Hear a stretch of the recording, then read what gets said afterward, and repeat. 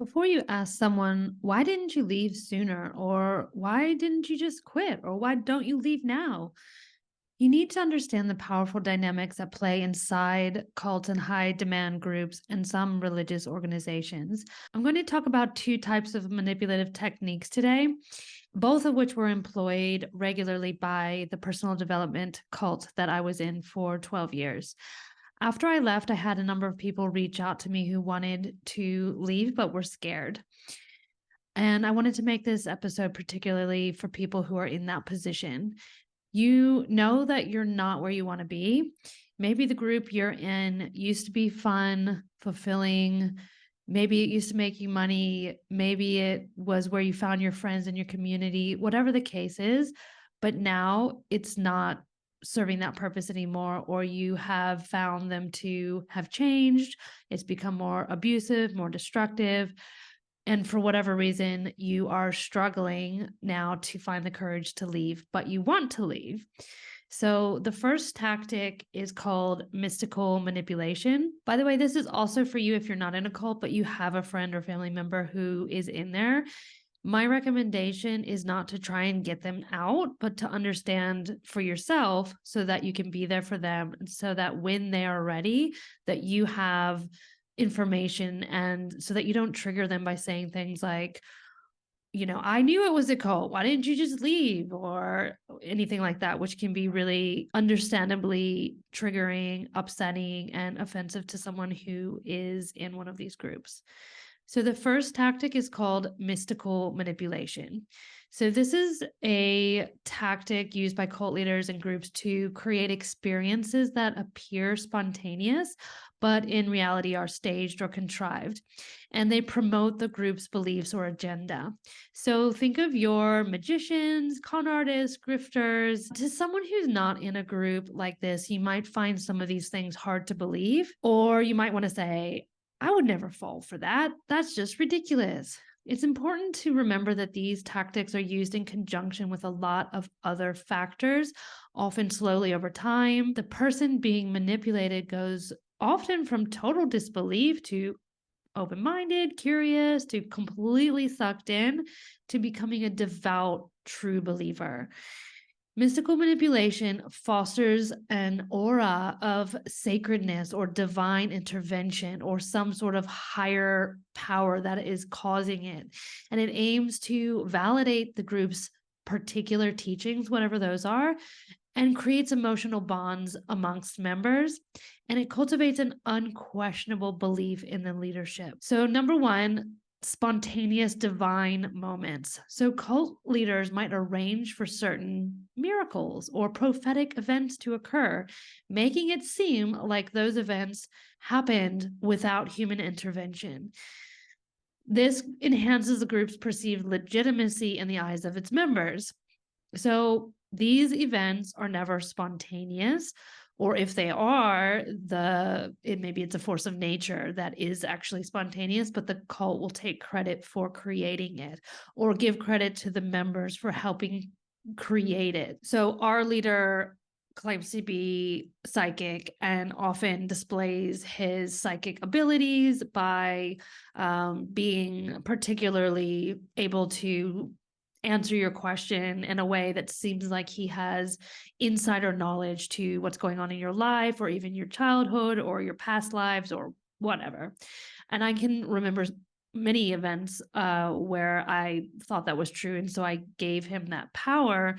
And one in particular, I asked him a question about something, a relationship friend thing that I was in. And he answered in a way that just shocked me, because I was like, how did you know that was going on? Because I didn't give that information in my question.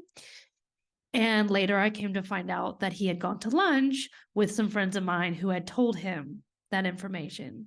So this was not psychic reading. This was, insider information. And cult leaders often have lots of spies and people that will pass information on to them. Number 2, sacred science. The beliefs and teachings of the group are presented as the ultimate truths or laws that cannot be questioned.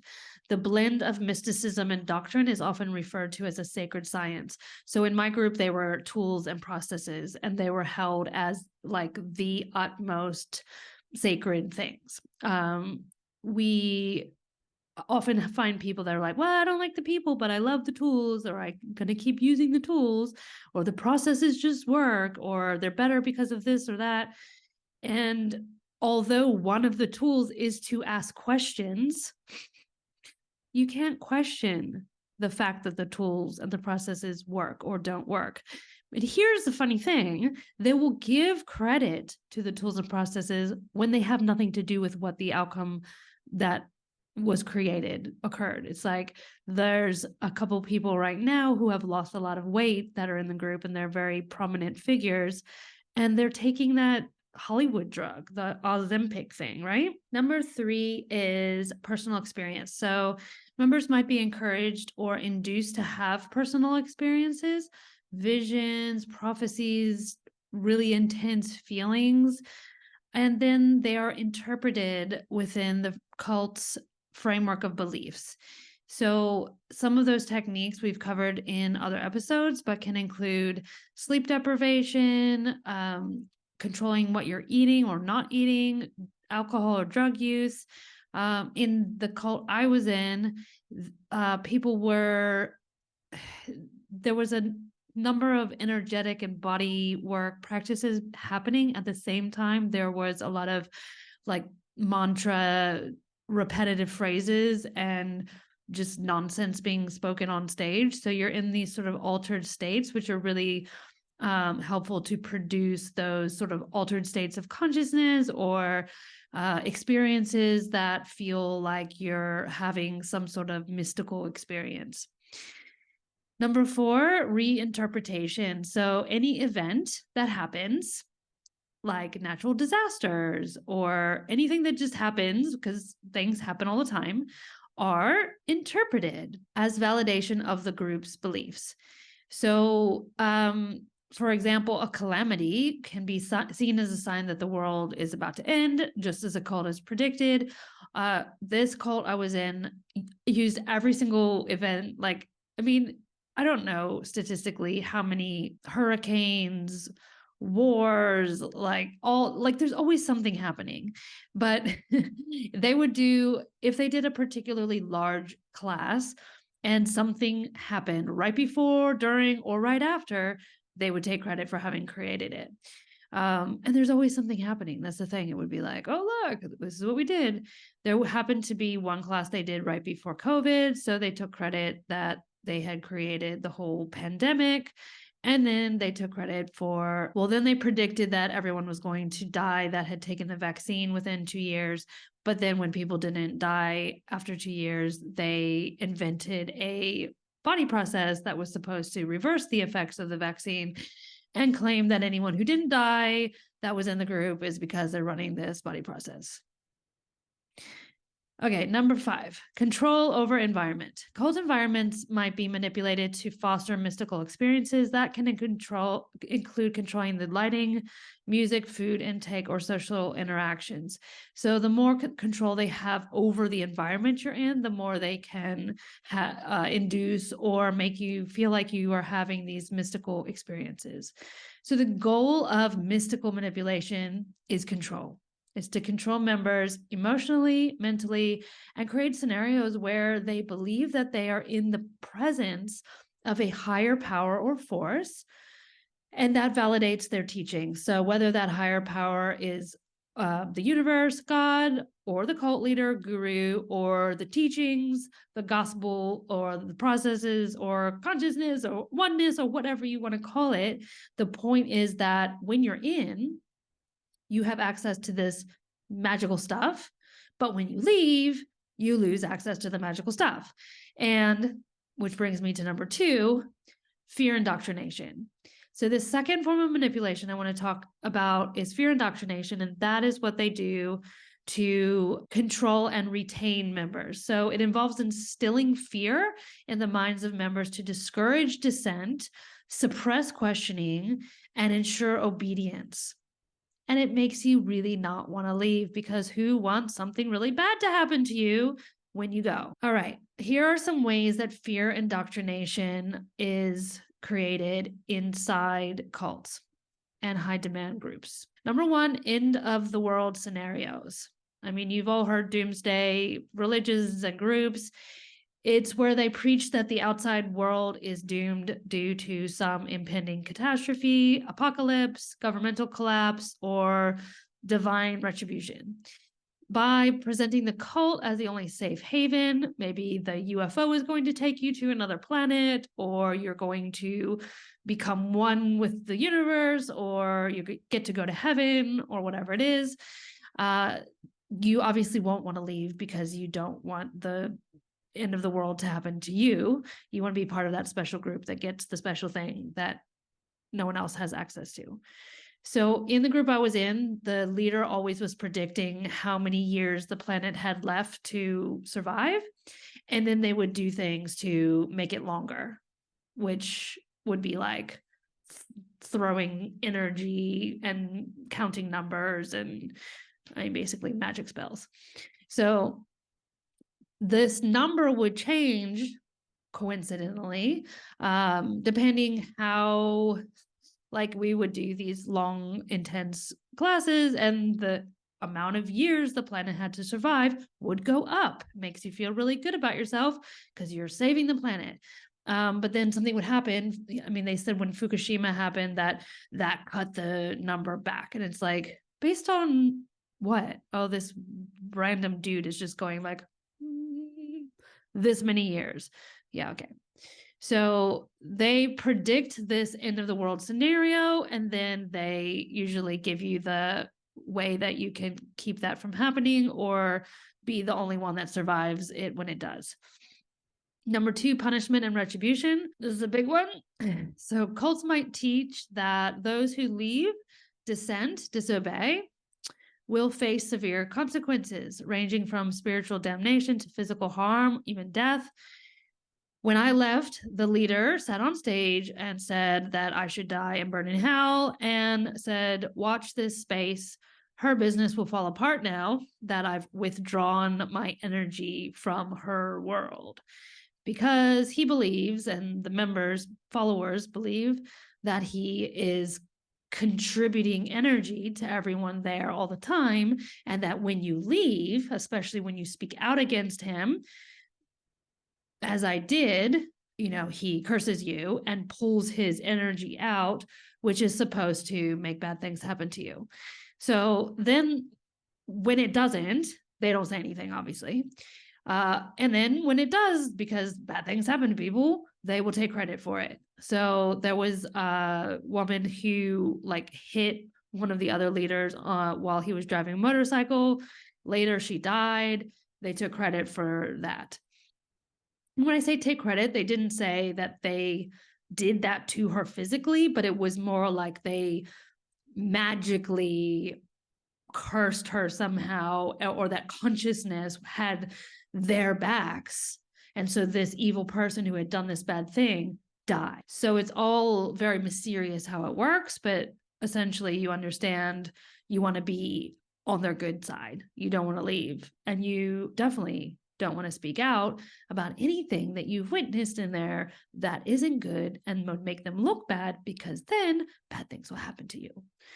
Another person that left before me fell off a horse and had a concussion. She was very close to the leader. He was very angry at her and kicked her out. And she since explained that to me, because I said, he took credit for that. And she was like, yes, she fell off a horse. Yes, she had a concussion, but she totally used that as an excuse to disappear on social media because she was so gaslit and abused into thinking that she was so evil when she left that she just wanted to disappear from the world. That wasn't magical or mystical. They did that to her. And then she fell off a horse. She was probably really upset and wasn't paying attention. But why would you want to be in a group where the guy takes credit for making someone fall off a horse and have a concussion? Anyway, So the great thing is when anything bad happens, they'll take credit for it because they left. And when nothing bad happens, they say nothing. And when great things happen to you and you have an awesome life when you leave, they don't talk about that. Anything can be spun so that it is evidence for the greatness of that group and being a part of that group. And at best, when you leave, you're no longer great, and usually you are bad. And especially if you go against them, then you are evil. Number 3, isolation from outsiders. Members are often isolated from non-members, including family and friends. The isolation is rationalized by the claim that outsiders are dangerous, misguided, or under the influence of malevolent forces. The group I was in was a little bit more sneaky about this, and they didn't tell you not to associate with people outside the group, or that they were bad and you were good. They were careful not to say anything like that, but it was always implied. In fact, someone messaged me this morning and just said, "Oh my gosh, I'm out, but all my friends are still in. How did I let that happen? Where all my friends are in this group?" And I was like, well, you kind of have to, because when you're in, you're talking weird, you're saying weird stuff, you're thinking in a completely different way. And when you talk to people that are outside, they give you funny looks and they don't understand you. And they might say things like, "That doesn't make any sense," or "I don't understand," or "That's not how reality works." And then you go in your head like, yeah, you just don't get it.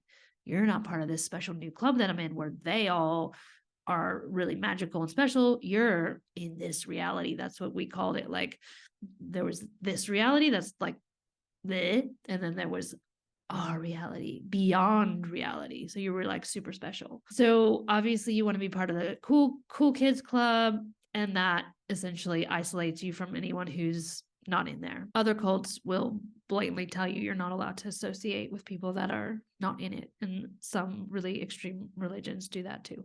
Number 4, paranoia induction. Cult leaders convince members that there are enemies everywhere and the group is constantly under threat from external forces or traitors. This promotes a siege mentality where loyalty to the group and its leader becomes paramount. So it's very similar to the other one about punishment. Paranoia is like, it's just, you always feel like something is going to happen to you if you aren't constantly using the tools, following the doctrine, going to classes, listening to the leaders, like asking questions. This is what our group did. If you stopped going, for instance, there were a lot of times where people just didn't want to attend a certain event. The leaders were in town. You're expected to be there. You don't go there. You're talked about, shamed behind the scenes. Of course, they don't say this out loud. And then you start to get paranoid that because you didn't go, your life is going to fall apart, blah, blah, blah. And it becomes a self-fulfilling prophecy because you're actually like, well, you are acting as if you did something wrong. Then you start to believe it. And then you start to see that show up in your life. Number 5, fear of the unknown. Since the cult becomes the member's entire world, the idea of leaving becomes terrifying. I mean, you don't really know how to function in the real world when you've been in a cult for years, decades, your whole life, when you were born into one. It's a very scary thing to go out into the real world. Very exciting too, but also terrifying because you just don't know, and you forget how normal people function because you've been inside this bubble for so long. Number 6 is a big one, and this is fear of losing one's identity. And I would say it's actually, you have lost your identity. You have become the cult's identity. So over time, one of the main objectives of any cult or coercive group is to get you to separate from your true identity and adopt the cult's personality for you, the cult identity. So they will have assigned you an identity. Maybe everyone has the same one, or maybe you got labeled in a certain way. I was definitely labeled a certain way, and I just believed that was true about me, and I acted like it was because everyone kept telling me that's who I was. And over time, I just started to take it on. And when I left, I really had this loss of identity, this fear that I don't know who I am anymore. I have no purpose. My life is over.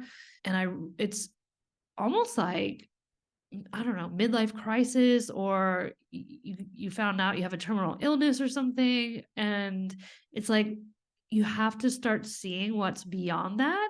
But there is definitely a period that's really scary where you're just like, I have no idea who I am. And that can be a form of fear indoctrination because it's much easier and safer to go back to the cult where everything was predictable and you know exactly what you're supposed to do and who you are. Number 7, public humiliation. Our group and many of these large group awareness trainings, LGATs, and I know that Scientology did this and Nexium did this, they employ public shaming sessions. They don't call them that. We'd call them classes. But members are forced to confess their sins or wrongdoings, and this instills fear of stepping out of line and serves as a deterrent to others. So, and also serves as giving them collateral and blackmail against you if and when you choose to go. So, you think, I'll give the example of my group. You get up to the microphone and you ask a question about something, and they ask you a question back about something very private and personal that happened in your childhood. And a lot of people shared a lot of really private things that would be horrible if anyone found out about them and they didn't want them to know. And they use that to manipulate you in the future. They use that against you. They use that as if you leave, they bring that stuff up. It's humiliating because you have been very vulnerable. You thought it was a safe space. You shared something super private and you were exploited with it. There's a lot of cases where people in the group I was in shared something and gave credit to the group for having it change something really dramatic, like if they experienced some sort of sexual abuse maybe growing up, and then they were depressed, and then they found this group, and then they got happy. It's like they will credit the group for having healed that trauma. They didn't heal that trauma. I mean, you can check out the episode I did on spiritual bypassing, but the fact that they share that in public in a group is not designed therapeutically to help someone. It is a form of fear indoctrination. So by harnessing this fear and indoctrinating people with it, cult leaders can maintain a tight grip on their followers, making them easier to manipulate and less likely to challenge the group's authority or ideology.